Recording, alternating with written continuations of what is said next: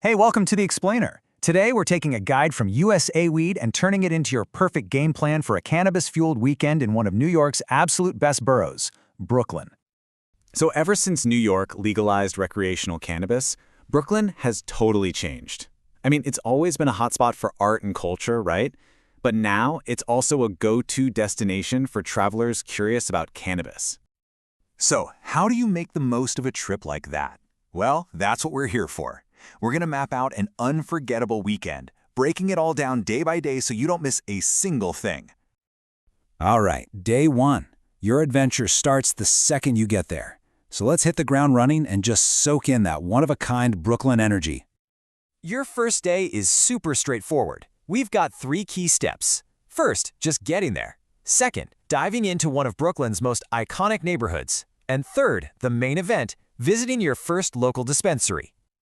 Getting into Brooklyn is a total breeze. You can just hop on a subway like the A, C, F, or G. But if you want a really memorable entrance, I'd suggest the East River Ferry. It gives you these absolutely stunning views of the Manhattan skyline and perfect photo ops of the Statue of Liberty and the Brooklyn Bridge.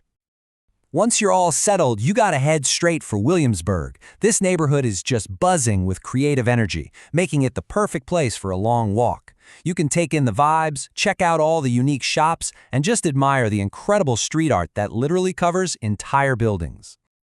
All right, on to day 2. This is where we're going to blend Brooklyn's amazing cultural scene with its really cool and growing cannabis experiences. Day 2 is all about pairing iconic cultural spots with some unique local flavor. We'll kick things off with some world-class art, grab a bite at an incredible food market, and then dive a little deeper into the local cannabis community. So, you could start your day at the Brooklyn Museum for a dose of global art. After that, maybe unwind in Prospect Park. It's this gorgeous green space made by the same people who designed Central Park. Then for lunch, you have to hit Smorgasburg. It's this massive outdoor food market where you can try amazing food from dozens of local vendors. Now here's what's really cool. This is your chance to go beyond just visiting a dispensary. Brooklyn often has these cannabis-related events, like workshops or social gatherings. It's a fantastic way to actually connect with the local community and get a much deeper feel for the culture. And for your final day, the plan is to just slow things down. The focus is on unwinding, looking back on your trip, and finding that perfect souvenir to remember it all by. Day 3 is all about winding down. We'll start with a nice slow brunch, treat ourselves to a unique wellness treatment, and then find some cool souvenirs before it's time to head home. And this really shows you how the local wellness scene is evolving. A lot of spas in Brooklyn now offer cannabis-infused treatments, like massages and facials, all designed to help you completely relax and recharge. It's such a perfect way to work cannabis into a self-care routine. Okay, before you book that trip, we have to cover the essentials. Knowing the rules is absolutely key to making sure your weekend is safe, responsible, and of course, completely legal. First and most important thing, you have to be 21 or older. That's to legally buy, possess, or consume cannabis in New York. There are no exceptions to that. As for how much you can have on you, you can legally carry up to 3 ounces of cannabis flower for your own personal use. And this is a really crucial point. Where can you consume?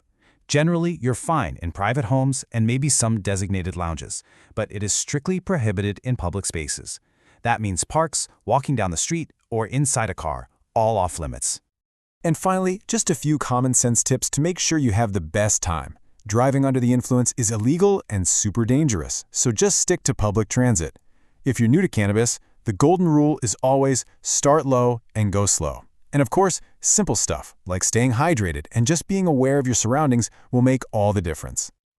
So, now you've got the blueprint to create your own adventure. You can explore the culture, relax, and make some incredible memories in one of New York's most exciting boroughs. The only question left is, what will your Brooklyn cannabis story be?